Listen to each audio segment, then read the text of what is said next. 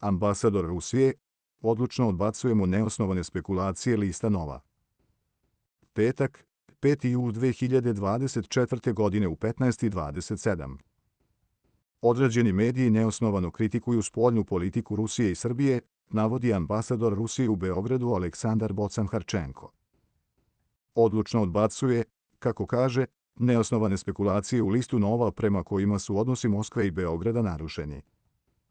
Ambasada Rusije u Beogradu saopštila je da odlučno odbacuje neosnovane spekulacije u listu Nova, navodeći da saradnja Beograda i Moskve jako iritira određene medije.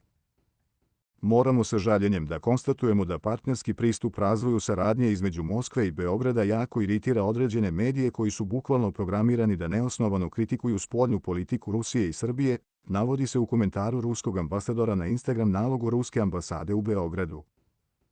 List Nova je objavio tvrdnju, pozivajući se na svoje izvore, da su odnosi Beograda i Moskve narušeni, da je zamenik ministra spoljnih poslova Rusije Aleksandar Gruško brzo napustio Srbiju, kao i da je tokom nedavne posete ruskog diplomate predsjednik Srbije Aleksandar Vučić navodno 3 puta zvao Putina, koji nije hteo da mu se javi. Visoko cenimo topli prijem koji je ukazan ruskoj delegaciji, a u skladu sa prijateljskom prirodom naših bilateralnih odnosa, navedeno je u objavi. Vučić je prethodno odbacio navode lista Nova kao netačne i poručio da je sve što je napisano laž, kao i da Srbija ima veoma korektne odnose sa Rusijom.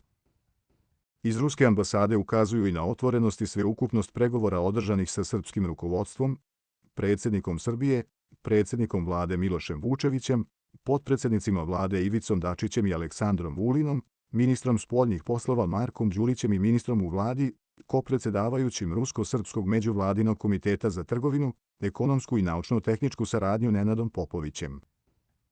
Ministarstvo spoljnih poslova Srbije je u reagovanju saopštilo da celokupan članak koji govori o ovoj temi, kao i glavni naslov lista, predstavlja lažnu vest i umišljajno sročenu dezinformaciju.